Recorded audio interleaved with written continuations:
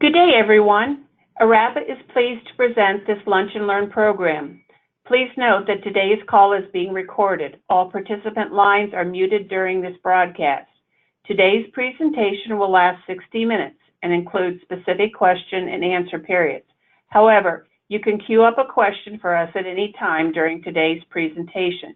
To ask a question, simply type it in the chat box area in the lower right side of your screen and click Send. This Lunch and Learn is entitled Trends in Classroom Configuration and Technology. It is my pleasure to introduce our presenters. John H. Kluver, AIA, Lead AP Partner at AVM, or at VMA, my apologies. Amy Ader, Senior Building Administrator at the University of Pennsylvania. Paul Hammond, Assistant Vice Chancellor for Technology and Instruction at Rutgers, the State University of New Jersey. Senna Loftus, Lead AP, VMA. Paul, the audience is all yours. I'm gonna let this is Paul Hammond. We're coming to you from Rutgers University, and I'm gonna let John Kluver introduce today's topic and take us away. Thank you. And as we've mentioned, today's topic is classroom configuration trends and technologies. And we are live at Rutgers University in one of the classroom spaces that we will be discussing later today. This is a relatively new format for an ARAPA webinar presentation. And the thought behind doing it this way, instead of the typical voices over a slide deck, basically, is to reinforce the concept that the best way to learn is when you're making personal connections with the people in your room, or in the case of Rutgers, not in the room, as we'll discuss later. So just a little twist on the typical webinar. I hope it works well for all of you and frankly for us as well. So the evolving nature of education is one that, as administrators, facilities administrators, designers, and all those associated with the built world are dealing with constantly all the time. The nature of education itself has changed, starting with our earliest colleges and universities having a very specific focus on religious ministries, and then evolving over time to more practical concerns, first law and medicine, then agriculture, teaching, science, and increasing uses of technology. Along with these changes in the mission, or what the focus of education is, there are also changes in the methods and materials of education as well. We have moved well beyond the live theater dissection, although I'm just fascinated at this image with the sleeping student off to the left. It's apparent that the nature of students hasn't changed over the decades and centuries. But along with those changes, we also are dealing with the changes in the classrooms themselves, their configuration, the contents within them, the systems. And what's amazing is what used to be at the cutting edge or current quickly becomes outdated and replaced by the newest and greatest thing. And the change of this pace is only getting faster. Okay, so let's take a moment to pause and see who we're working for. So who is the current generation? Generation Z, it spans between the years of students, people and students who were born in 1997 all the way through 2011. This means they are 8-year-olds all the way to 22-year-olds. So what that means for us is, for the next 15 or 20 years, we are building and designing and making facilities for these students. What makes Generation Z Generation Z? Well, compared to the previous generation, we all know the millennials. They kind of get a bad rap. They get a bad rap, particularly because they're typically characterized as being consumed by technology. They gave us Twitter, Facebook, and the selfie. We all know that. But Generation Z really is more familiar with technology, and they see it more as a tool and an aid. Another big characteristic, it's a little bit of a weighty characteristic for them, is that they have lived through one, maybe two recessions. So they have seen the impact that those recessions have had on their family. And so as a result, they are conscious and aware, and they value They value education and they see it as a choice. It is not a guarantee that after high school they go to higher ed. They are making that decision to invest in education or go directly to the workforce. And so as designers, as operators and educators, how effective those classrooms and learning spaces are really affects and has some weight and real importance to all of us here. So how does all this manifest itself in our educational environments? We're going to look at a series of case studies and talk about how they reflect these trends. We're going to start with the University of Pennsylvania Law School. This is a comprehensive plan that dates back to 2004. It is a facility that was very landlocked, did not have any room really to grow in any direction, and the dean at the time had a mandate, or issued a mandate, that basically said, I want to be known as the no crane dean. I want to take better use of the space that we have, renovate to create the great learning environment that we need to support this program. So this plan outlined a 5-phase course of action, which could be implemented over a series of 8 to 10 years. As part of it, it was primarily a space planning exercise, but it was also emphasized throughout that the goal was to support the pedagogical needs and provide the proper technology that would be expected of a program such as this one. She needs it. So I've been at Penn Law School for about a year now, and I'm learning a great deal about what it means to work in a law school. And it's a little bit different than my previous experience in undergraduate education. So the law school has about 1,000 students, and most of those are the traditional JD students. They're in the 3-year law degree program. But we also have about 100 students who are international students who already have a law degree in their home country and are coming here to practice international law and to pass the bar in the US. And now what we're seeing is a focus on interdisciplinary education as well. So we're seeing the impacts that law has in so many other aspects of business and society today. And we're offering a lot more interdisciplinary degree programs such as the JD MBA, JD Social Work degree, JD Masters in Education. So we're seeing the impacts of having that law practice as well as having expertise in other disciplines. What we're also seeing is a focus on continuing education for lawyers and for judges. So we are hosting a lot more, especially in the summer, programs for lawyers and judges, both from the US and from around the world. We're offering continuing ed credits for them. We're offering distance learning. So the facilities of the law school today are being used much more differently than they were 10 or 20 years ago. So going back that 10 to 15 years, actually give that to Sana.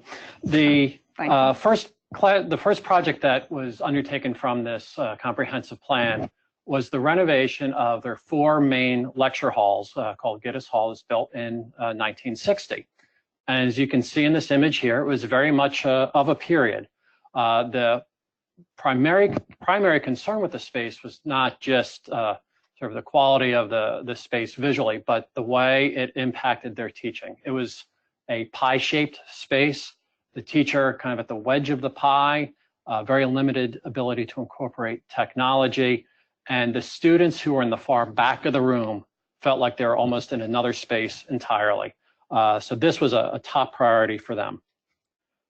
This is what the space looked like after the renovation.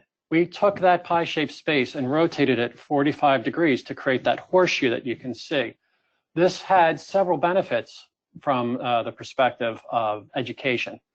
The first is that it put the teacher or the professor much closer to all of the students. Instead of working across a long hypotenuse of a triangle, it was the shorter distance of the room. The professors came back and said, I felt like I could make a personal connection with each and every student in the room. Huge improvement. The other thing that U-shape did is it allowed for improved discussion and conversation between the students themselves. the ability to have a dialogue or a debate or an interactive classroom experience was greatly improved. And then the third benefit from it was just the ability to incorporate the technology in a way that provided flexibility for the professors themselves. Another key component of this renovation was natural light. Those rooms were very insular and inward focusing. By adding windows out to, in this case, Chestnut Street, it provided a high degree of natural light that has been shown to improve the ability of students to learn and retain the knowledge. The issues of glare and other distractions that may or may not happen are dealt with by a pair of shades, one both a translucent shade that still allows the light in, or a full blackout if you're doing a multimedia presentation. Acoustics is another major concern, one that I don't think was ever talked about 20 years ago, except in the most extreme situations, but now is, or if it isn't, needs to be part of every classroom discussion. How does sound impact the learning environment? These rooms used sound panels both on the walls and at the ceiling that had both absorptive and reflective sound qualities. The key was actually tune the room and get the balance that works best for a learning environment. Blocking sound was also important. The windows that I mentioned before had a double window, triple glazed system to block the sound from the street. It's kind of eerie. You could watch a bus drive down the street and not hear it. But also the masking of the sound from the mechanical equipment and the AV equipment. And then the incorporation of technology. Keep in mind, this is a classroom that's now pushing 15 years old. So some of the things, actually, while they don't necessarily look dated, are a little bit, and probably still have gotten updated in the more recent years. But this ability to incorporate technology to the level desired by the professor was very important. If you're old school, you want to write on the whiteboard and not have a single thing projected on the screen, you can do that. If you want to do nothing but projection, live streaming, you can do that, and the room works well for either. We spent a lot of time with them trying to provide flexibility even within a fixed environment like this with multiple floor blocks locations, movable teachers' podiums, things like that. Mm-hmm. Another big part of that master plan was to provide and allocate space for breakout, for collaboration. So the dean was very interested in the interaction between faculty and students and providing an opportunity for the learning between those groups. And so a lot of times we, throughout the plan, started to locate space for either individual space within the corridor or real rooms of various sizes throughout. It's where this interaction and really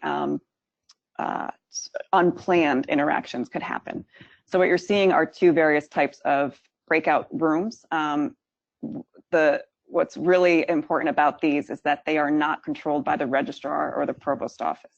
So this is the first time that I had seen on a campus that space was designed for the students, to be owned by the students, and really scheduled by the students.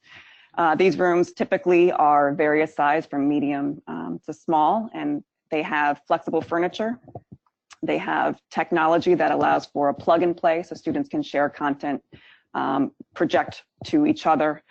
A lot of times these rooms have either fixed or flexible furniture and maybe even some storage. You're seeing some locker space on the far right.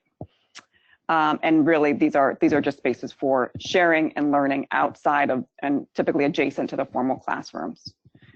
Tech also allowed for the introduction of distance learning classrooms. So in 2008, phase 3 or 4 of the master plan 3 started to think about connecting, using technology to make that gap between, to bridge the gap and distance between where the faculty were, where the students were on campus, and those that were in China and abroad. And so this allows for that interaction and gives access to students that typically they could not previously accommodate.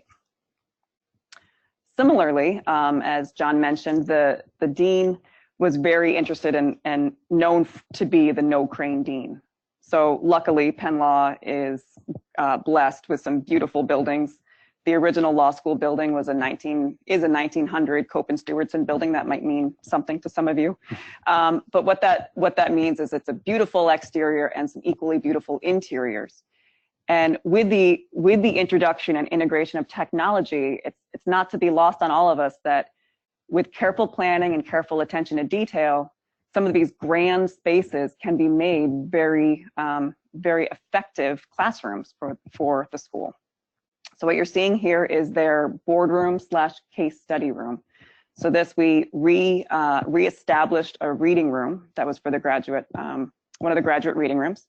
And we did some fixed seating, but we gave them 2 options. So this allows for the conversion into a boardroom for the handful of times that the Board of Overseers meets throughout the year. So although it's a very historic looking room, it accommodates the technology and can also be flexible by way of furniture that is brought in or taken out. So you're seeing the boardroom on the left and you're seeing the case study on the right.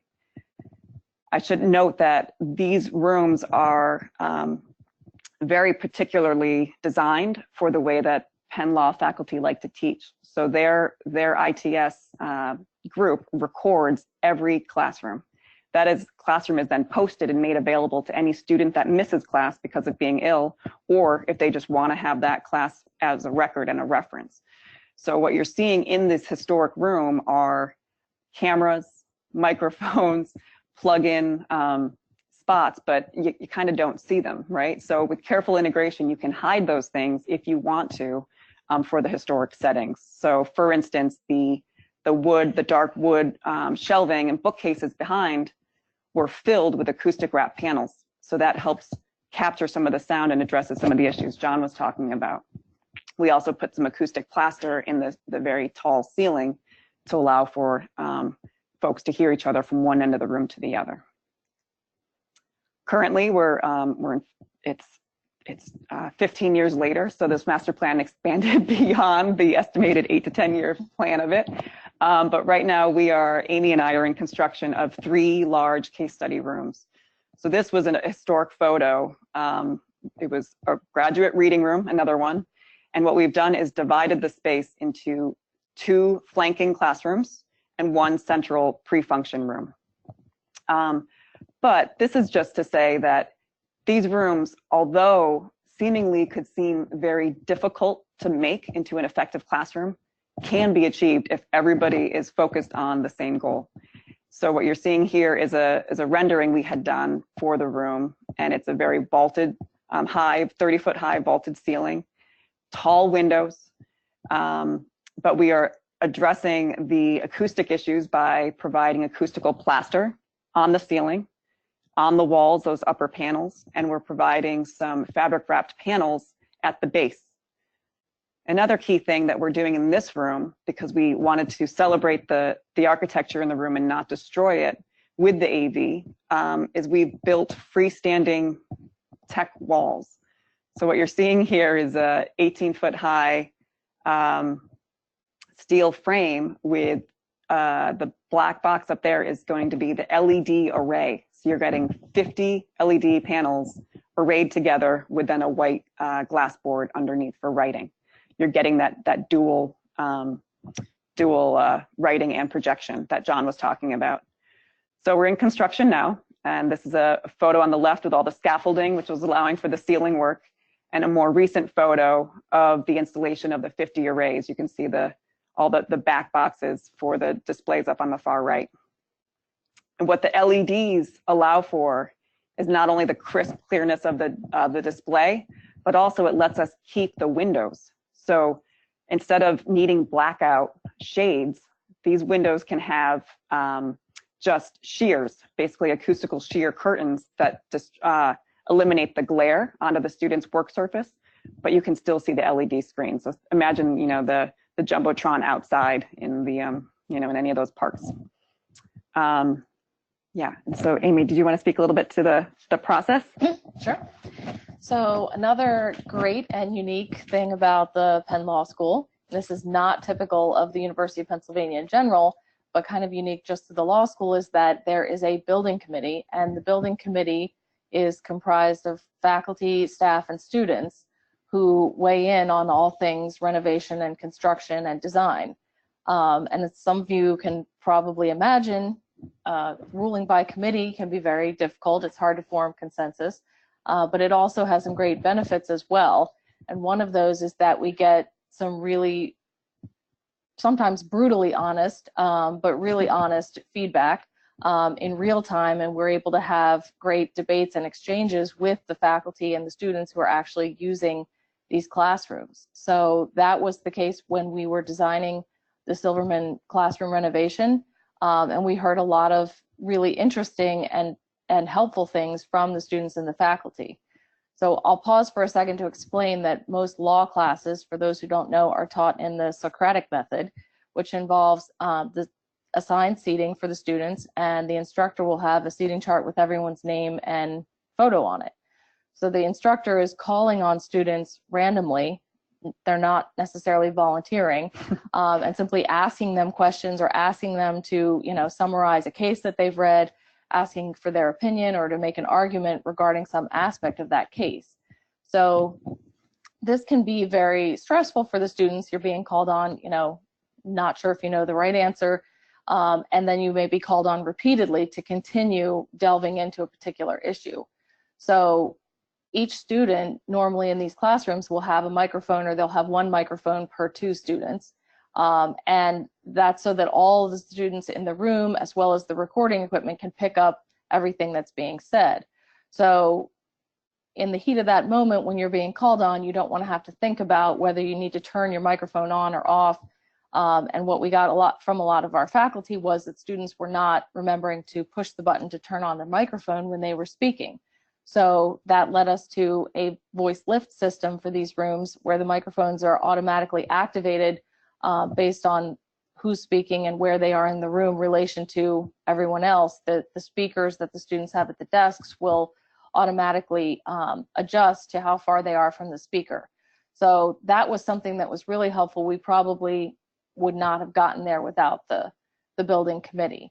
So it can be interesting to listen to people who are lawyers and lawyers in training debate these issues, and there are some strongly held opinions, but ultimately it definitely led to a better classroom.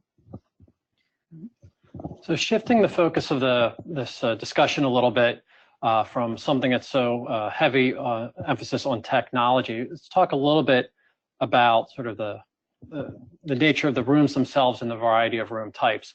Not every school is going to have a budget for a high technology, but that doesn't mean that they can't pay attention to some other aspects of meeting the particular teaching needs for the group using the building. The university, Drexel University's LeBeau College of Business had a new building completed in 2013.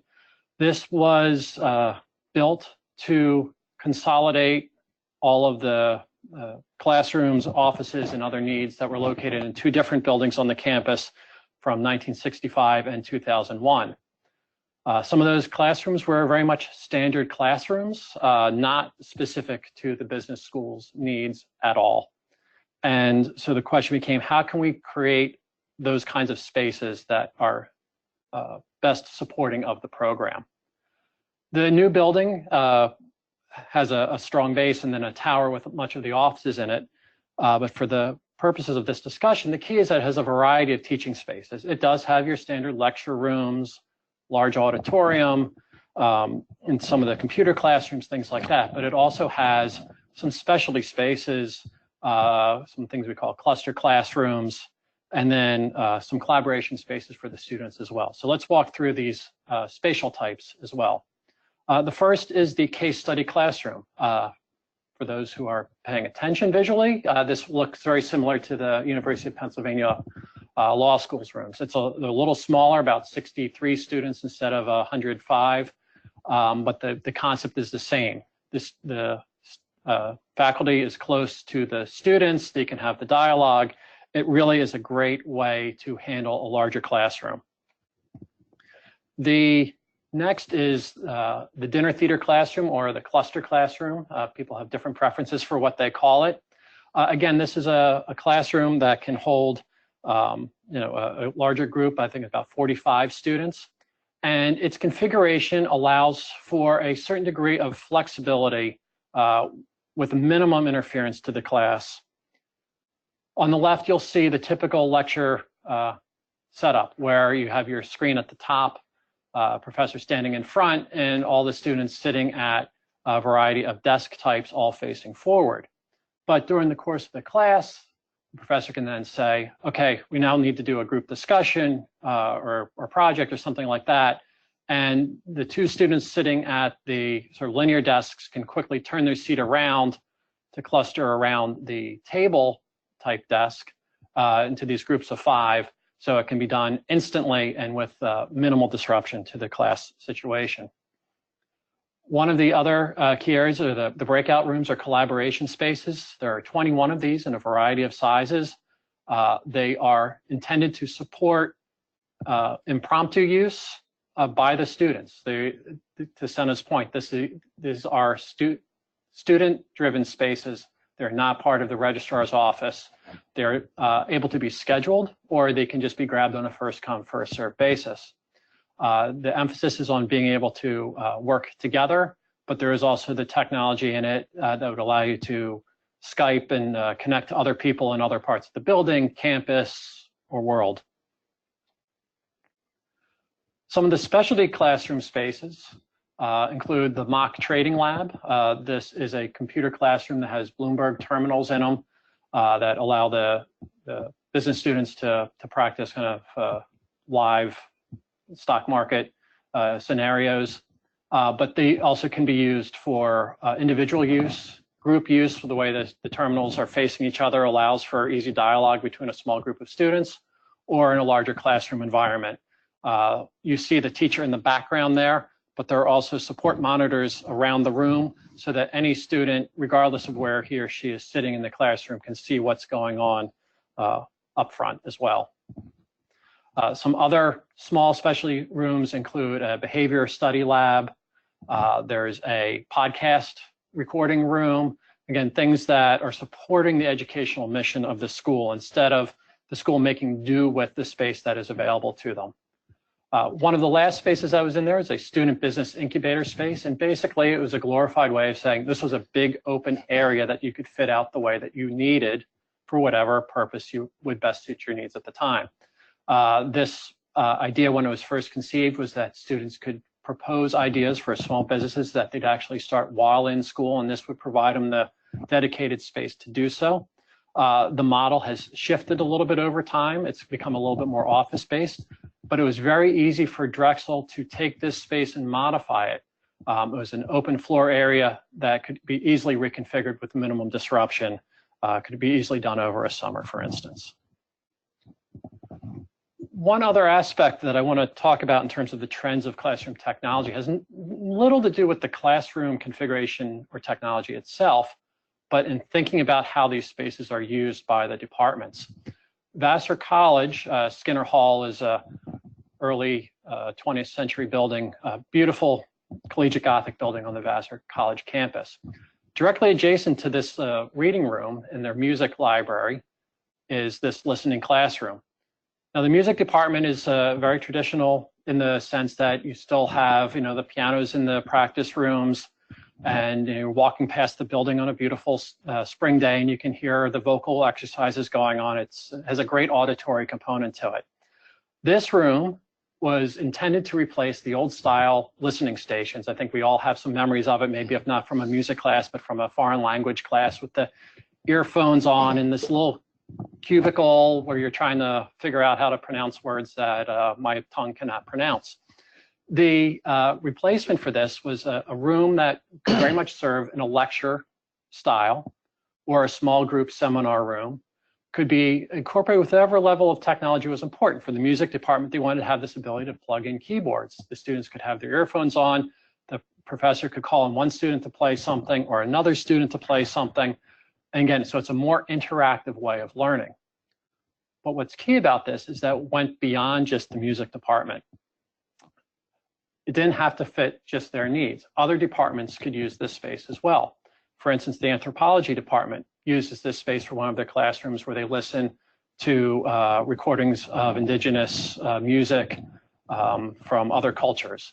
So the ability to promote this across disciplines has several benefits. One is it gets the disciplines that might otherwise never set foot in the music building in there and gives them an exposure to another area of study. The other thing it does is by combining the needs of several programs, they could actually combine their budgets as well. So now instead of having several small piggy banks to reach into for a project that might end up being compromised and having three, I don't want to say insufficient classrooms, but not as well appointed classrooms in different parts of campus, they now have one classroom that was able to really meet the needs of all three programs. They're taking better use of the space that's there. It has a higher rate of use, but they were also able to fit it out to really provide a top learning environment. So as we shift from talking about these classroom configurations and how technology is incorporated into them, we're now going to shift to a project where really the technology is the star. Thanks, John. So again, my name is Paul Hammond, coming to you from a room at Rutgers University, a lecture hall.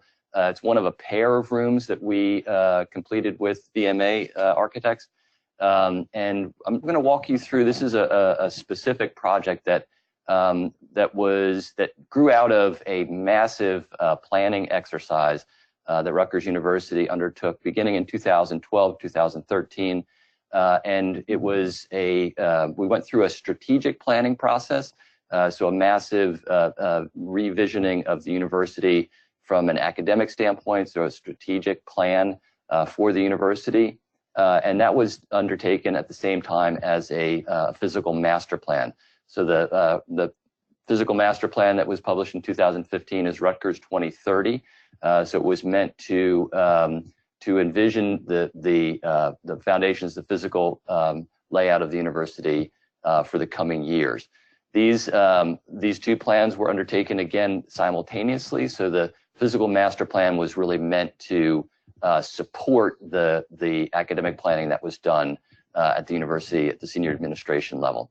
So the specific project that we're going to talk about is that grew out of really both the strategic and the master plan, but particularly it was something that grew out of specific recommendations that were made by the physical master planners.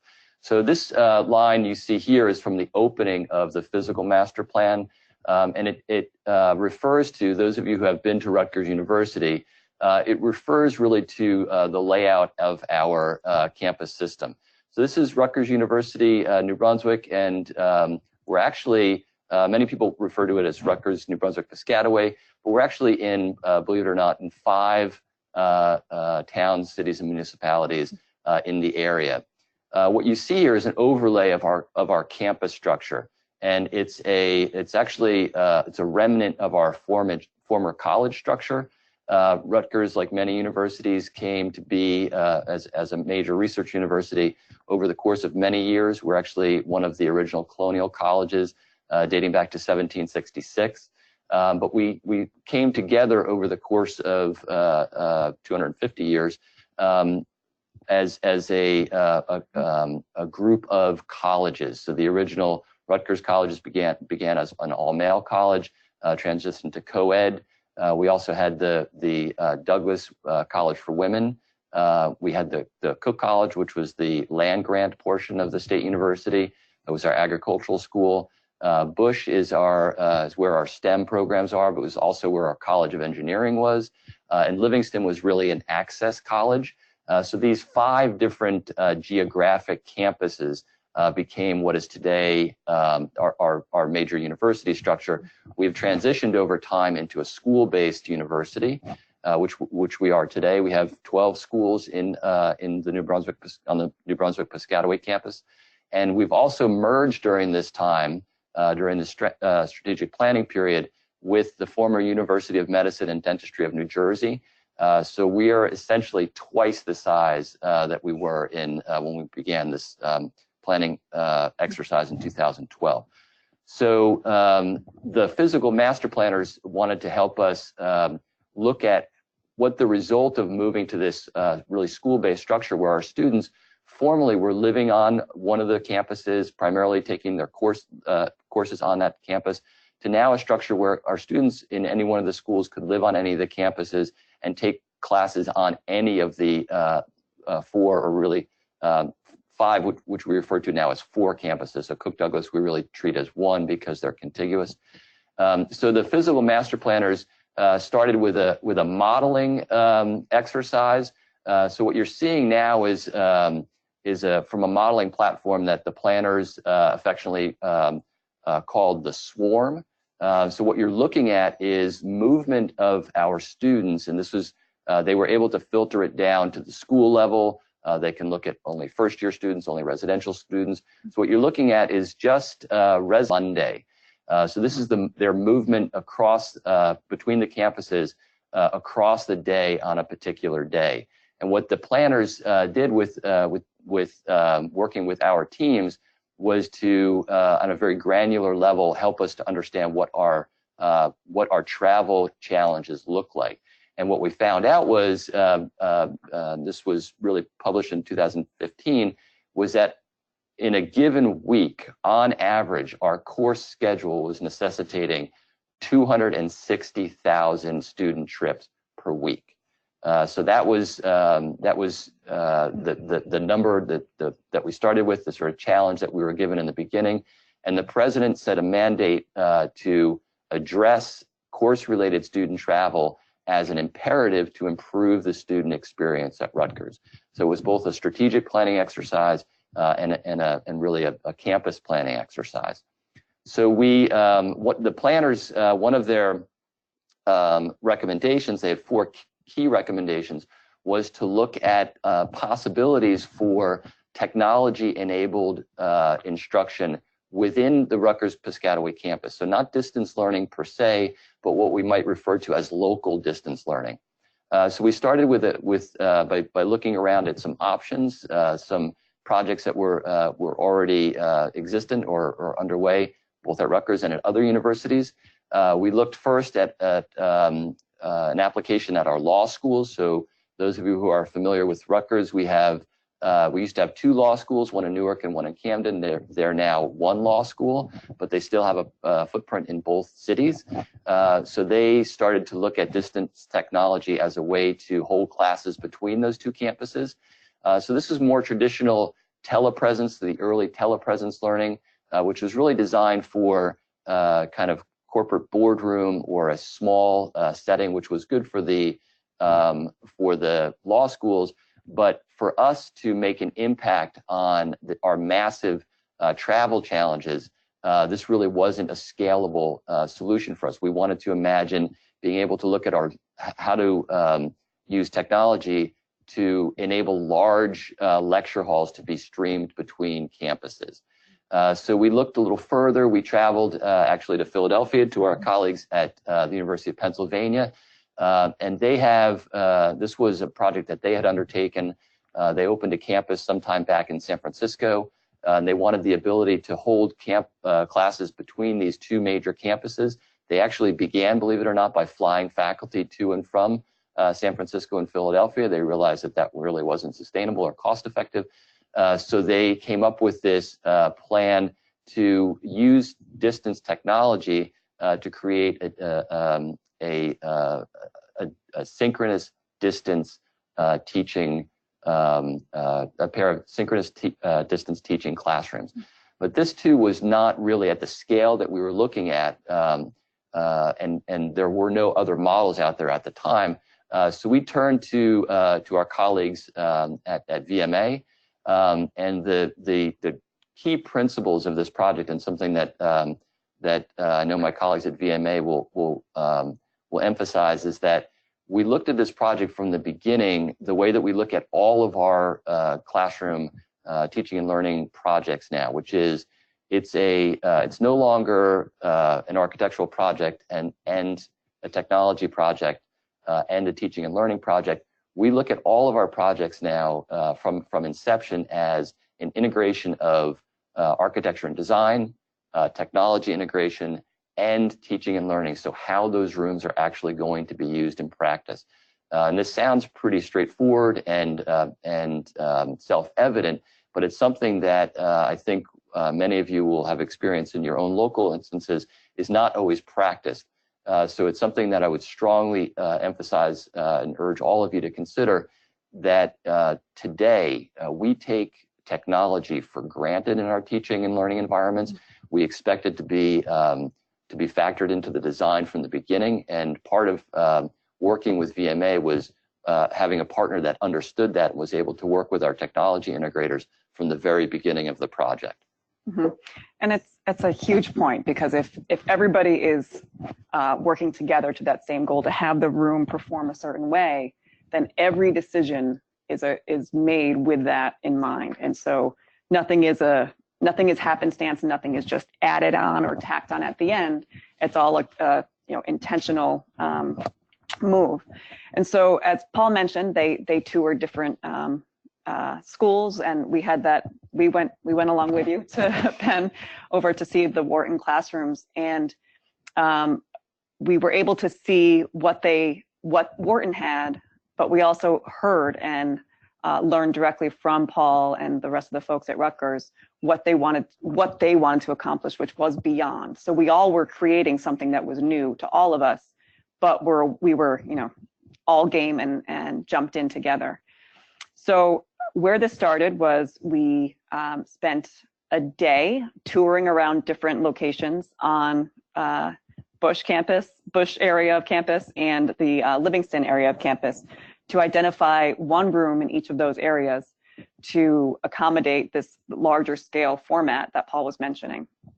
So the parameters of the rooms, the existing conditions, what we were looking for were an occupancy of around 150, rooms that had ideally a high ceiling, and hopefully, or best fit, was a large front teaching wall and lots of real estate, and rooms that could be modified for accessibility reasons. Also, because these were existing conditions, we were tasked with trying to make the two rooms appear and function as one. They're a pair. You'll see something in a moment that will help explain how these rooms are being used as a pair. But it's sort of a trick. The way I was thinking about it was taking two rooms, so basically two fraternal twins, trying to make them look and perform like identical twins. So we're dealing with different ceiling heights, different occupancies, different room configurations, but we took careful attention to all of those things, and the overall finishes, which we'll get into in a second. You can explain this way better than I can. So the project we referred to as the Immersive Synchronous Lecture Project. These are the pair of immersive synchronous lecture halls, and that's a mouthful, but we've stuck with that term because we wanted it. The term itself describes what we were trying to achieve. So it wasn't just telepresence or distance learning. We wanted these rooms to operate as pairs to provide an immersive experience for the students who are in the class. So if you imagine this pair of classrooms, it's to essentially split a large lecture hall into two, have the students who are on one campus stay on that campus, the students on another campus stay on that campus, and the faculty member actually splits time between the two rooms. So the mandate from our president was to look at options to move ideas instead of people. So we wanted to keep the students on the campus that they were on and not have them travel, and have the ideas move to them.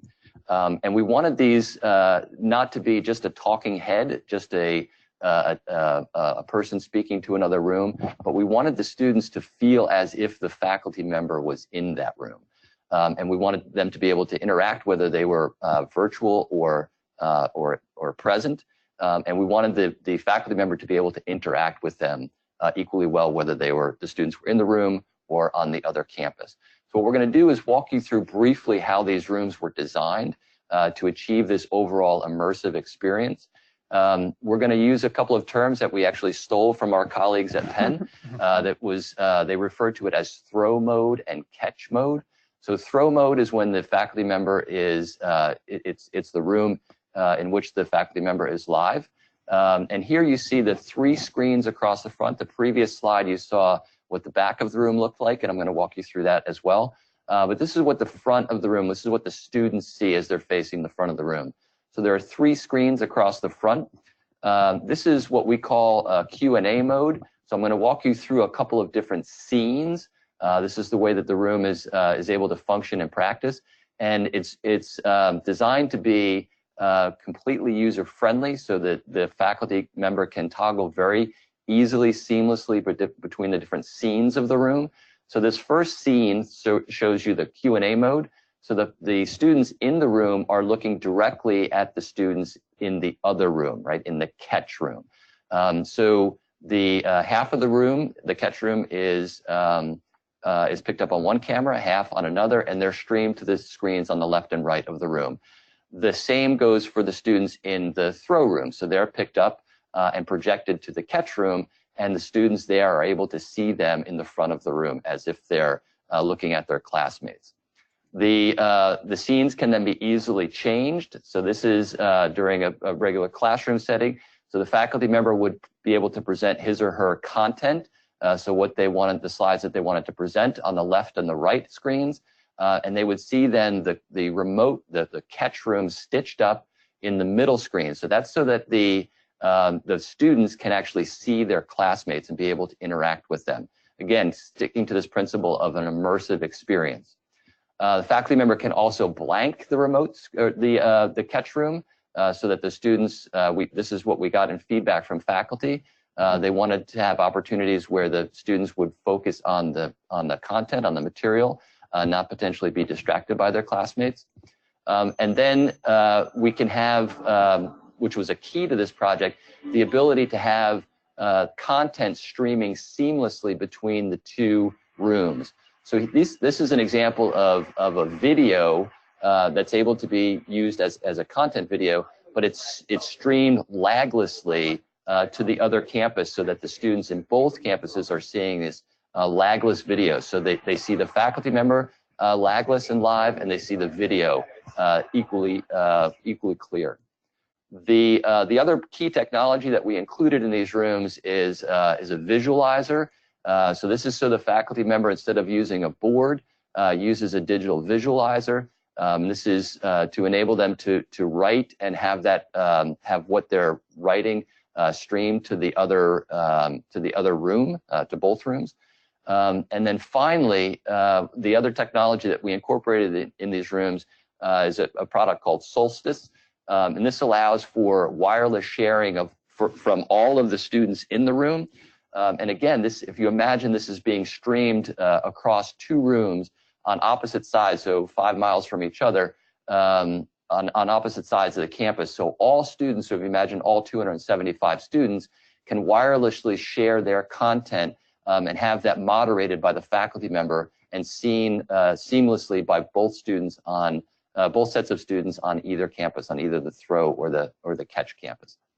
And then finally, the faculty member has the ability to have both. So Q&A, the students on the left and the right, full size, and then content in the middle. So again, these are the different scenes that allow the faculty member to show content and incorporate the students from the other room. This is what the back of the room looks like. So what the faculty member sees. So this is the faculty member looking to the back of the room. They're looking over the students who are live in that room to the students who are in the catch room. They see, again, the students on the left and the right side, their content in the middle. So they're as a kind of confidence monitor, and then an actual confidence monitor that you can see on the left side, so they can see what they look like to the class. This allows faculty to be able to easily call on students from the other room. They can raise their hand. There's actually 36 mics in the ceiling. They pick up the student audio on either side and project it back to the throw room. And students on both sides can hear each other equally well. Flipping back to the front of the room, this is what the catch room looks like. So this is critical.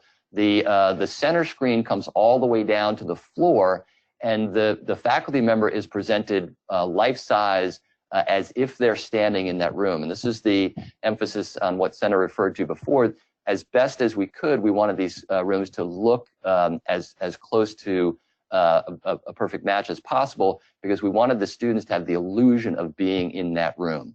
So again, this was Q&A mode with the students in this case, throw room on the left and the right, and the faculty member presented life-size, floor to ceiling in the center. Similarly, we have the content on the left and the right, which is what you saw in the front of the throw room. We then made a key change after we launched these rooms. We had challenged the technology integrators to be able to show a perfect mirror, so top and bottom, what the students in the other room were seeing. So we wanted the throw and catch rooms to be a perfect mirror of each other, so that, again, in keeping this concept of immersive experience and incorporate making sure that we had the illusion of immersion. So both classes, we wanted them to see the exact same thing. We added a second projector that now projects above. So again, it's as if the faculty member is standing life-size. The content is shown above, and the Q&A mode with the students projected full-size left and right in the front of the room. Again, this is a perfect mirror, so when the students are stitched up in the throw room, this is what the students in the catch room see, content left and right on the front screens. So again, as you see, a perfect mirror to what's in the throw rooms. So this is what the rooms look like in action. So the room that I'm standing in is right lecture hall. This is a view from that room. So this is what the front of that room looks like. And as you can see, and I think VMA should be very proud of this, the renderings that you saw, they are nearly identical to the finished product. So what we had imagined through painstaking work with the architects, with the technology integrators, going back and forth with folks who are going to be teaching in this room, what we imagined and what we envisioned and what we planned for is what happened with the finished product. And I can say it's going to sound like a humble brag, but these are the most advanced classrooms, I can say with some confidence, in the country. So this is what the rooms look like now in action. Again, this is the front of the right lecture hall, which is where I'm standing right now. View from the faculty member's perspective, and you can see the screens on the left and right in the back. That's picking up the students in the catch room. So in this case, Laurie Hall. And then the faculty member is seeing his content on the center screen, and then the confidence monitor on the left. Flipping around to the catch room, this is what the catch room looks like. So again, the screen comes all the way down to the floor. The faculty member is presented life-size.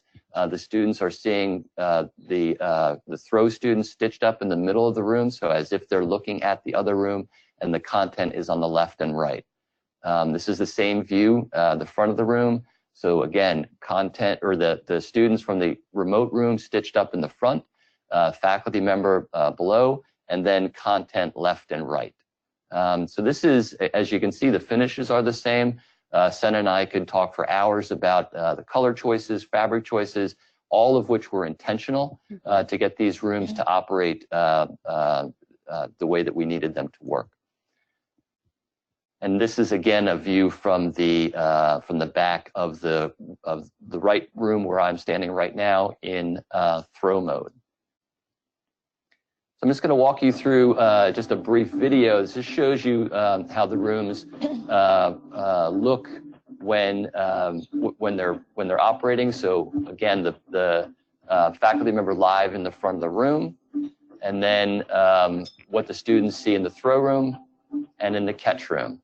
So this is this sense of an immersive experience, so that the students on both sides are getting the same experience, whether they're the faculty member is live there or whether they're remote. The different campuses spends half of the time in one room and half of the time in the other room, so that students on either side, that none of them are disadvantaged.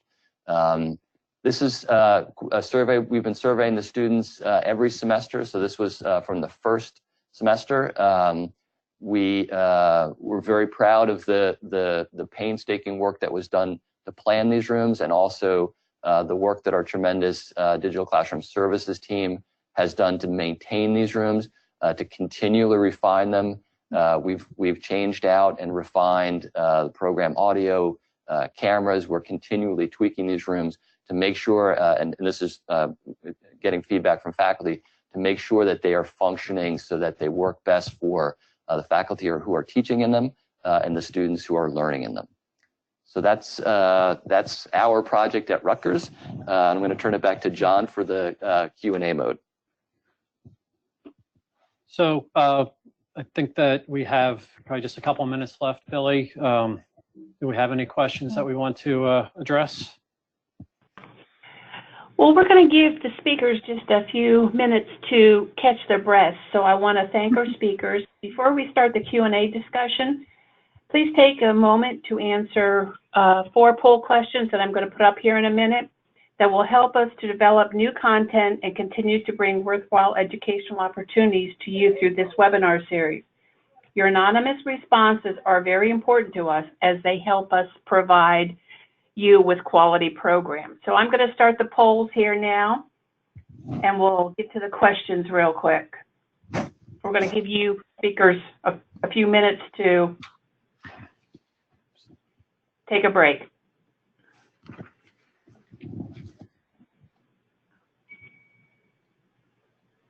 Do we get to answer this too? You sure do. Yeah, give us a 5.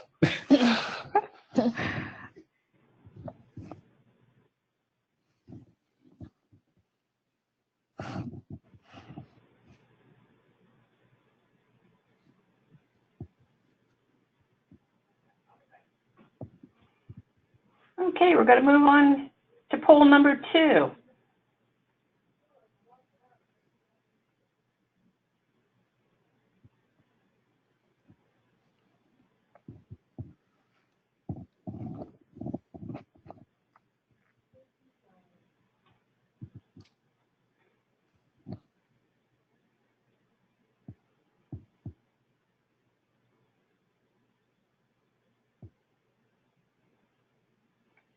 Okay, number 3.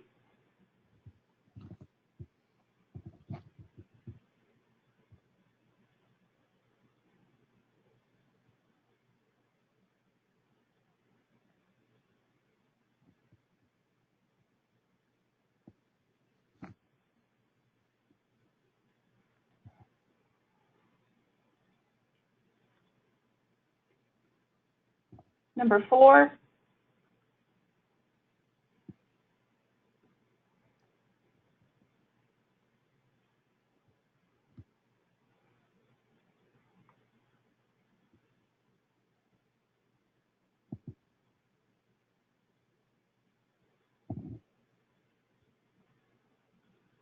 And last but not least, if you would be so kind, if you have an idea for a webinar, would you type it into the chat box, and we'll get back to you on that.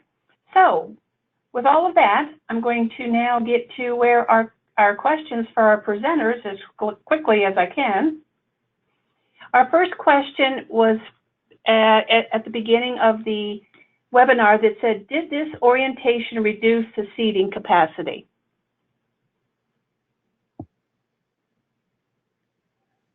I guess this would be in regards to the Rutgers. Oh, no, Gittes probably, the the Gittes. reorientation. Yeah. Oh, okay. Yeah, sorry, Gittes. The capacity was reduced slightly. I don't remember the exact numbers, but really what was lost were would have been the seats that would be in the far back corner that no one would want to sit in anyway unless they were planning on napping. So I think that it was a quality over quantity, but the quantity change was not that great. Thank you.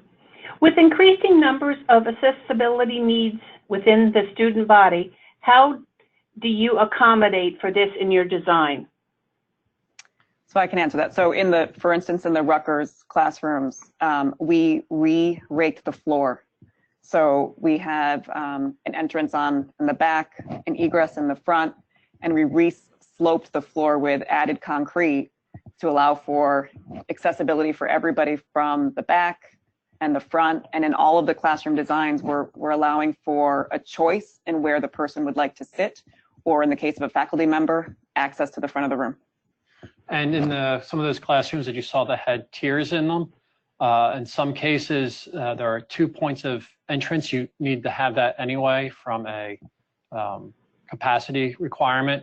But the way the area between classrooms would be set up, you could have a ramp, say, between 2 classrooms that would then provide you access to the top tier, and then enter at the front of the classroom with the lower tier, so you could have 2 entrances that way, or a slope within the classroom. But I think the other key point with accessibility is it's not just a physical steps or barriers issue. There are other accessible needs, and I think that the incorporation of the technology allows those to be met as well. Students who might need to hear things 2 or 3 times to really pick it up and understand it, they now have that ability to do so at their own pace, pause, listen, move on. You could add closed captioning easily under these videos. So I think that there's a greater awareness of the breadth of what accessible means and increased ability to execute it too. Yeah, as Senna said, the Rutgers rooms were accessible actually to under code to students, but they were actually not fully accessible, and they were not accessible to faculty. And coincidentally, we had a faculty member teaching in the first semester when we opened the rooms who was quadriplegic, and he would not have been able to teach in that room before the renovation. So we're very proud of the work that we're continuing to do at Rutgers, and particularly in this project with VMA, to make the rooms not only accessible from a code standpoint, but really from a letter and spirit of the accessibility law. And looking at, again, as John said, technology, we have listening assistants built into these rooms. So there are things that are built under the hood that are meant from the beginning of the design to be able to accommodate students with different kinds of disabilities. Well, our time is up for today. So once again, I just want to thank our presenters for a fantastic webinar for today. And I'd like to thank all who submitted questions today. We're sorry we ran out of time and could not get to all your questions. The presenters will get a copy of all the questions that have been asked, and they will reach out to the person who asked the question to answer them. So again, thank you, presenters, and thank you, attendees, and we'll look forward to seeing you later in the year for our year-end webinar for a wrap-up. Thank you very much, and have a great day. Thank you. Thank you, everybody. Thank you.